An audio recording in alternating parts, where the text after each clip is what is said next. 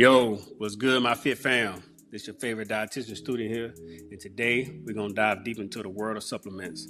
We're gonna talk about the pros and cons, the do's and don'ts, and the most importantly, how to make sure you're putting the right stuff in your body, especially if you're an athlete or in the military or just working one of those high-stake jobs that requires testing.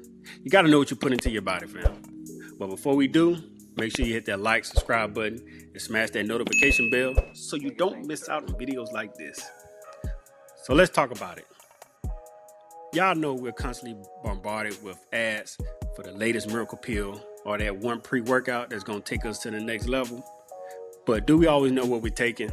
Is it worth it? Well, let's break it down, the pros and cons. But first up, the good side.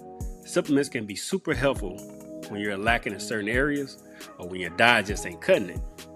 Now, if you're an athlete or just a gym rat that's trying to hit those next PR levels, supplements can get you there. You know, it can boost your energy level with that caffeine and creatine, that supplement recovery from your BCAAs and protein powders. Or it can just fulfill that nutritional gap like vitamin D, omega-3s, and or B12s, you know, things like that. But don't get it twisted. There are also downsides. Supplements don't deliver what they promise. It may just be clever marketing, or you might just be throwing your money at something that don't work. Plus, some supplements can mess with your body's natural processes or cause side effects. So we want to make sure we're buying from reliable sources and check to make sure it's backed by scientific research. So for my athletes, military personnel, or if your job requires your analysis, listen up. You are responsible for what you put into your body. That is no excuse. Even if it's in a supplement and the label don't mention it, it can still show up in your system. The NCAA and WADA, the World Anti-Doping Agency, have very specific banned substances. So you just can't be out here popping random pills and taking supplements without knowing what's in it.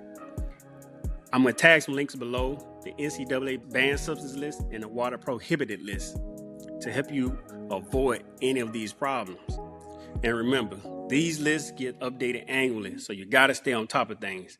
Don't risk your career or your health for something that's not worth it. Be smart and always verify before you take anything. And here's some more helpful information. Hey, just got that pack in. And this hoodie right here, yeah, this statement wear. 3 hearts ain't just the clothes. It's for the ones who've been through it, still standing, still shining, from pain to purpose. Now, this to-do hoodie, yeah, that's motivation stitched in fabric, mind, body, and spirit. All grind, no excuses, elevations only. This is black owned, bold, but built for the real ones. You either moving with the heart or you're in the way. Hey, tap in. I will post a link below. Real ones on. DSHEA.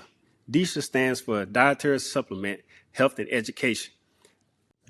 Now, the law states now that supplements aren't regulated like drugs. So that means the companies don't need FDA approval before selling you supplements. That means they can market their stuff with all kinds of claims like boost energy or support immune health.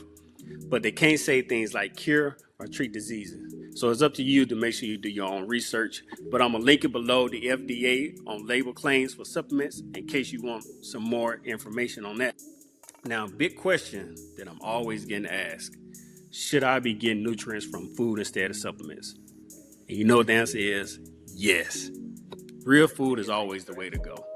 You want whole foods like fruits, veggies, lean meats, or whole grains. That should be your first priority. Supplements should be there to fill in gaps, especially for those nutrients that you're missing or when your body needs an extra boost to those that meet those high demands. But hey, man, I get it. Sometimes life is busy. It is easy to grab that protein shake or that multivitamin when you're on the go. Hey, I do it. And if you're hitting your limits on what you can get through your foods, then supplements are a solid option to help bridge that gap. So here's the deal. You got to practice good judgment when you buy supplements. And also, here's some things you want to look out for. Third-party testing. Always check if the supplements have been tested by an independent lab. You want to make sure it's pure and quality check. Some top third-party testers are NSF, USP, Consumer Lab, BSCG, and also good manufacturing practices. You also want to use reputable brands that has ingredient transparency. But always, here's a rule: if it sounds good to be true, it probably is. So don't let clever marketing fool you. But here's some personal supplements that I use.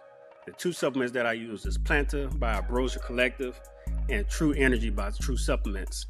Why do I rock with these brands? Current good manufacturing practices, and they use third-party testing.